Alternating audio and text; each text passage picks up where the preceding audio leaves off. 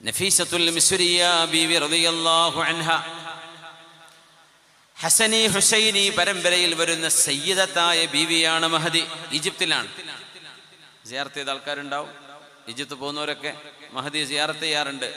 നഫീസത്തുൽ മിസ്രിയ ബീവിയെ സയ്യിദ നഫീസ, അങ്ങനെ അവിടുത്തെ മിസ്രികളൊക്കെ പറയാം സയ്യിദ നഫീസ.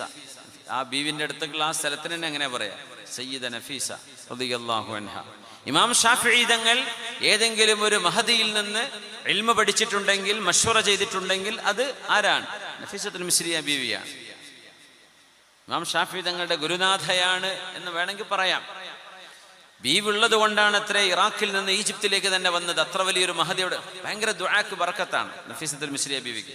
ഇമാം ഷാഫിഈ തങ്ങൾ അസുഖം വന്നാൽ ഖാദിമിനെ പറഞ്ഞേക്കും, എനിക്ക് ദ്വാരക്കാൻ വേണ്ടി ബീവിയോട് ചെന്ന് പറയണേന്ന്.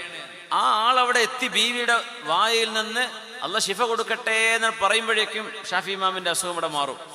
തിരിച്ചോട് വരേണ്ട ആവശ്യമില്ല. അവിടെ എത്തി അവസാനം വഫാത്താകുന്ന മരണം സംഭവിച്ചപ്പോ ബീവി പറഞ്ഞു, അഹ്സനല്ലാഹു ലിഖാഅക ബില്ലാഹ്. അതാ പറഞ്ഞു. അപ്പോ ഷാഫി ഇമാം മനസ്സിലായി ഇത് മരിക്കാനുള്ള അസുഖമാണ്. അസുഖം മാറട്ടെ എന്നല്ല ദുആ ചെയ്തത്, നിങ്ങളും അള്ളാഹും തമ്മിൽ കണ്ടുമുട്ടുന്ന ആ ഒരു കണ്ടുമുട്ടൽ അള്ളാഹ് നന്നാക്കി തരട്ടെ. അള്ളാഹിനെ കാണാൻ പോവാന്നായി.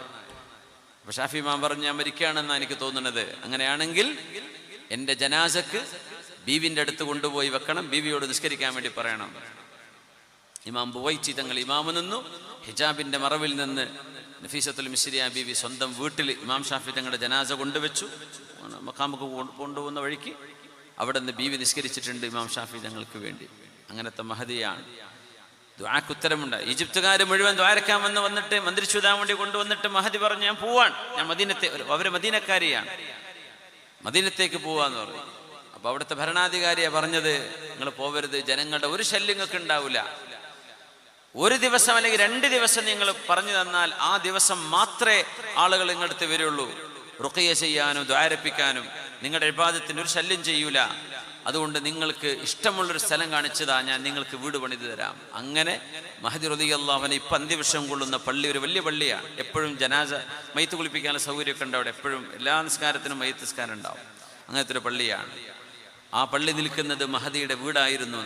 അവിടെയാണ് മഹദി ഇബാദത്ത് ചെയ്ത് ജീവിച്ചത്. വലിയ മഹദിയാണ് നഫീസത്തുൽ മിസ്രിയ ബീവി. നമ്മളെന്തേ പറഞ്ഞ ബീവി മരിക്കാൻ സമയത്ത് നോമ്പുകാരിയാണ്, സ്വാഇമത്താണ്. അപ്പൊ ആളുകള് സക്കറാത്തൊക്കെ ആവുമ്പോ തൊണ്ട നനക്കാൻ വെള്ളം കൊടുക്കണ്ടേ? വെള്ളം കൊണ്ടുപോയി കൊടുത്തപ്പോ മഹദി പറഞ്ഞു, ഞാൻ എങ്ങനെയാ നോമ്പ് മുറിക്കുക?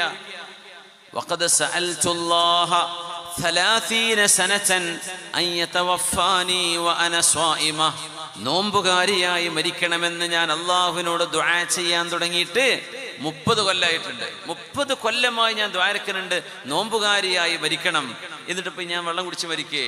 ഞാൻ കുടിക്കൂല എന്ന് പറയും. അങ്ങനെ സ്വാഇമത്തായിട്ട് നോമ്പുകാരിയായിട്ട് വഫാത്തായി നഫീസത്തുൽ മിസ്രിയ ബീവി റളിയല്ലാഹു അൻഹ. 30 കൊല്ലമായിട്ട് അത് ചോദിക്കുന്നുണ്ട് എന്ന് പറയുമ്പോ ജീവിതത്തിൽ ഒരു ലക്ഷ്യം വെക്കുകയാണത്. എനിക്ക് മരിക്കുമ്പോൾ ഇങ്ങനെ മരിക്കണം. നമുക്കൊന്ന് ആഗ്രഹിച്ചൂടെ?